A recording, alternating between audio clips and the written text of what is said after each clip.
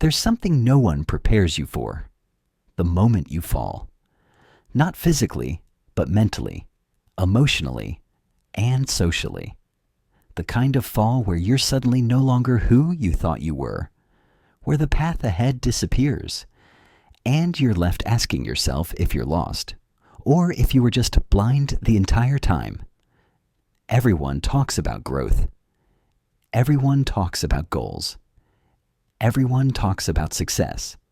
But no one tells you what to do when it all collapses. When it's not going according to plan. When it feels like you are the problem. Today we're going to talk about that moment. This is not a motivational speech. It's a real conversation about why you fall and what does it mean when you do. Falling is universal. It happens to everyone, even the people you admire the most.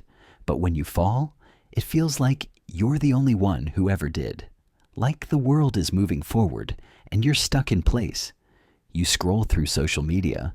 You hear success stories. You see people winning. And you start to think, maybe you're not good enough. But the truth is, everyone falls. Some people just fall quietly. Some people just know how to hide it. And some people are just better at faking progress than facing reality. Just because their failure wasn't public doesn't mean it didn't happen. Life doesn't come with a manual. You're figuring things out as you go. And when you don't know what's around the corner, you will make mistakes. You'll trust people who weren't ready. You'll take jobs that drain you. You'll pursue things that don't fulfill you.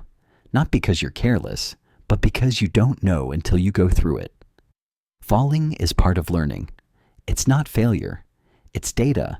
It's an experience. And some lessons in life can't be read in a book or heard in a podcast. They have to hurt a little before they make sense. When things fall apart, it feels like everything is over. Like your plans, your dreams, your identity just vanished. You start replaying the decisions. You try to trace the exact moment it all went wrong. You blame yourself, or you blame others. But here's something to think about.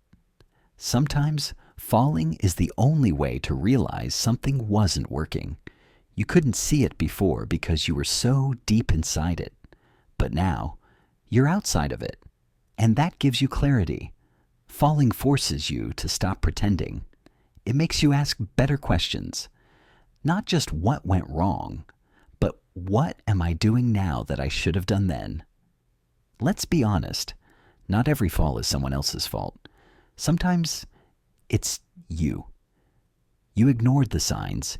You overestimated yourself. You chased the wrong things for the wrong reasons. And when that happens, it hits harder. Because you know deep down you could have avoided it. But here's the thing. If you caused the fall, that means you also have the power to cause the comeback. Yeah, it's uncomfortable to face your patterns, to admit that ego, fear, or impatience got the better of you. But once you do, you start seeing the traps you used to walk into with your eyes closed. At the end of the day, everyone falls. But not everyone reflects, learns, and returns stronger. Falling is not what defines you. It's what you do next that matters. You don't have to bounce back overnight. You don't need to have a perfect plan. But you do need to take the next step, however small. You need to stop pretending it didn't hurt and start figuring out what you've learned. And maybe most importantly, you need to remind yourself that the fact you're still here, watching, listening, trying to understand, that's proof enough that your fall wasn't the end. It was just a necessary pause before something different, something better, begins. So no, you didn't fail just because you fell. You're only failing if you stay there and choose not to grow from it.